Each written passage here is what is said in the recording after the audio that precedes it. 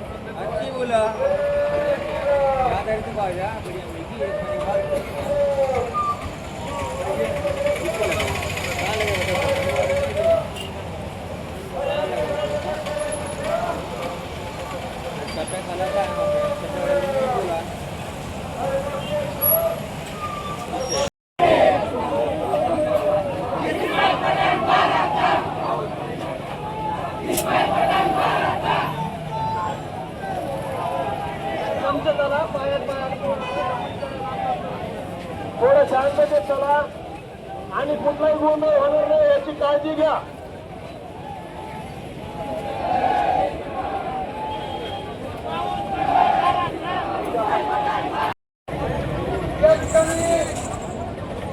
सगळ्यांनी सविस्तर मार्गदर्शन केलंय आणि आपण बघितलं असेल की आपण पाळलेल्या फसायचं काम आम्ही भाऊ या ठिकाणी रस्त्यावर उतरून करू. कारण की आपण बघितलं असेल की ज्या पद्धतीनं आम्ही सांगितल्याप्रमाणे त्यांच्यावर हल्ला झाला, शिवाय केली त्यावेळेस आम्ही 10 लोकांसमोर माफी मागायला लावली होती. परंतु त्याला आता चांगलं कुणीतरी मोठं पाठबळ दिसतंय आणि त्या पाठबळाच्या आधारे तो त्याच्या घरातून काल पळून गेला. आणि त्याचा जो मुस्लिम समाज असेल किंवा हिंदू समाज असेल आणि मुस्लिम समाजाला तुम्हाला हात जोडून विनंती आहे, तुम्ही जर राष्ट्रीय लोकांच्या नादी लागलात तर पूर्ण समाजाला घेऊन तुम्हाला या वादात पडायला लागेल आणि विनाकारण नाक तुम्हाला आपल्या अवलादी तुम्ही खड्यासारख्या बाजूला काढले पाहिजे. पुण्या गोविंदाने राहणारी आपली वळवणी शहर हे आपली धर्मांध लोक या ठिकाणी वाद आणि तेढ निर्माण करून आपल्या त्या ठिकाणी वाद तयार करायचं काम करतात आणि स्वतःची पोळी भाजण्याचं काम करतात. त्याच्यामुळं प्रत्येकाला एकच विनंती आहे, इथून पुढे कुणी कुणाला बोलावणार नाही, कुणी कुणाला आवाज देणार नाही. आपल्या माणसाला हात लागला तिथं स्वतःहून धावून येणे आणि तिथं स्वतःहून विचार करायचा नाही. कारण की खूप छान केलं, खूप गोष्टी आपण कायद्याने संविधानाच्या पाळल्या, परंतु कुठेतरी कायद्याचा गैरवापर आणि गैरफायदा हे आपल्या विरोधात घेत आहेत. त्याच्यामुळं आता प्रशासनाला मग भाऊंनी सांगितल्याप्रमाणे जो सीडीआर त्यात पलायन होणारी आरोपीने ते सीडीआर काढा. पुन्हा कुणासोबत त्याचं बोलणं झालं, पुन्हा कुणासोबत त्यांनी कॉल केले, कुणाच्या गाडीतून गेले आम्हाला माहिती आहे. आम्हाला तुम्हाला सांगायची वेळ आणू नका. या सगळ्यांना तुम्ही सह आरोपी करा. तुम्हाला वाटेल आज आहेत उद्या आहेत पोरं, आजचं होईल उद्याचं होईल, 4 दिवसात गार होतील, पण जितका वेळ तुम्ही घ्याल तितकी गरमी सगळी पोरं होतील.